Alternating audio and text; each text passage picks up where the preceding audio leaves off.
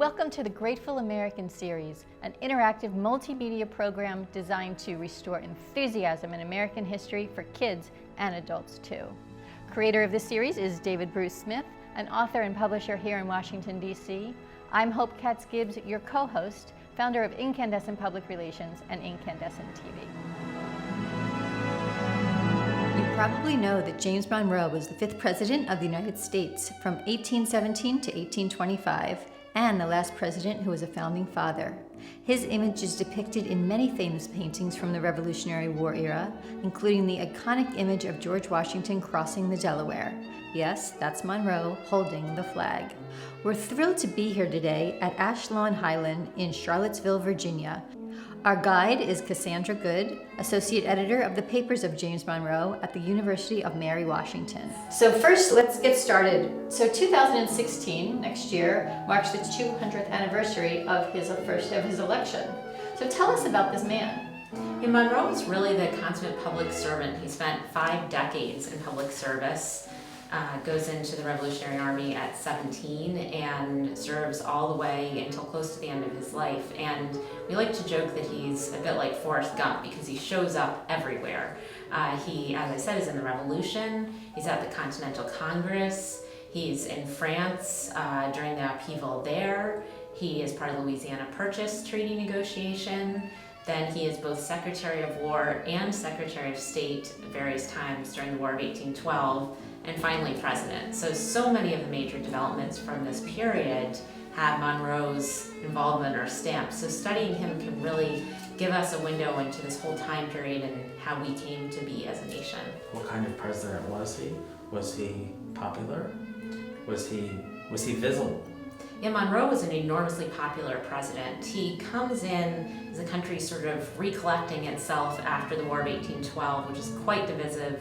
A lot of the northern states were even thinking of seceding. They were very unhappy about this war. They hated Madison. Monroe comes in and inaugurates what was called then the era of good feelings.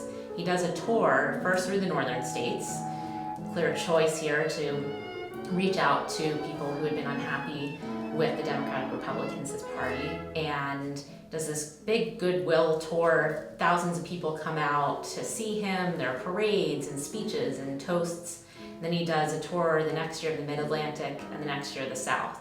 So he's really the most visible president that the nation had ever seen. So could you say, there have been people like Patrick Henry. I don't believe that he left a cache of letters, but he had a dramatic moment. Right. Give me liberty or give me death.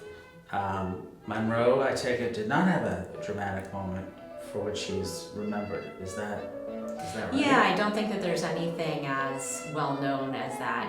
He is part of the defense of Washington. He goes out there himself in 1814 during the burning of Washington and actually is really helping guide things when the government was completely going astray. But so that might be the other thing people have heard about him, that he's involved at that period. But right, there's no real quotable moment like that. So he's not a star, he's a character actor. Yes, in some ways, right. And maybe that's partially his own choosing, since he did get rid of, or somebody destroyed so many of his letters. But wasn't that the custom? I know that Martha burned George Washington's letters. The Marshall's letters were burned. Right. Some of the Adams letters were burned. Yeah, and I think it really depends on the person. Somebody like Jefferson knew people were going to be interested in his writing and kept really careful logs of every letter he wrote. 2 copies. And but then we don't have things from his wife, and there may be other things about his life that are hidden and not preserved because he didn't want us to know, because he knew we would look. So, but Monroe certainly, or Patrick Henry, in those cases, more was destroyed than with these other founders. And even with Monroe's wife, we only have ever found 2 letters by her. Even in other people's collections, they're just gone. Speaking of letters, one of my favorite fascinating facts about Monroe was the relationship he had with George Washington and how Monroe was actually hated at Mount Vernon. You mentioned that as we were talking previously, so tell us that story.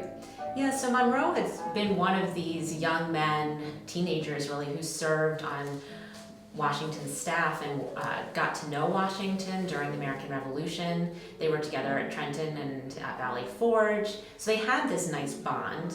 But then they were separated by politics in some ways. Washington sends Monroe as minister to France, then partially Alexander Hamilton's urging and some other Federalists recalls him from France. He thinks he's too sympathetic to the French Revolution. And Monroe is furious and humiliated by the whole affair, and he decides to write a very long document, Notes on the State of the Executive, that explains his side of the story. And Washington was clearly not pleased about this publication. Clearly he's riled up by this. But the real reason that they dislike Monroe at Mount Vernon is more apocryphal than anything. The story goes that Washington was railing against Monroe on his deathbed, which is not really the case. There was some mention of Monroe and this book during the final illness, but he had read the book much earlier. It did not cause his death, did not hasten his demise to read this critical book. Because that's the mythology that That's he the mythology came in that- after the rainstorm, and that's what caused the fatal cold. Right, He was that sitting reading in this that book book. that Monroe had written against him, but he had read it before that. Tell us a little bit about this book that you wrote. So this book really came out of my earlier studies on early Washington, D.C.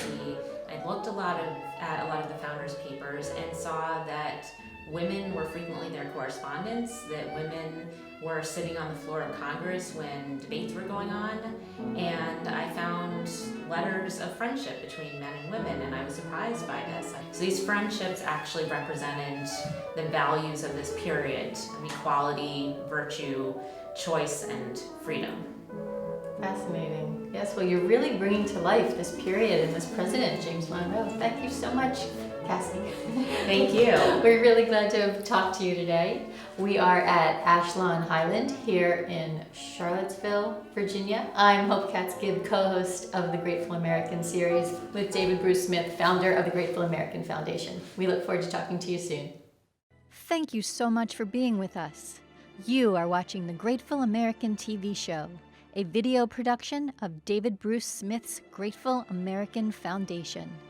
Watch more episodes at www.gratefulamericantv.com and follow our TV show, radio show, monthly newsletter, and upcoming books at our website, www.gratefulamericantfoundation.com. I'm Hope Katz-Gibbs, your co-host. On behalf of David Bruce Smith and myself, we look forward to restoring enthusiasm in American history for you and your kids. We'll talk to you soon.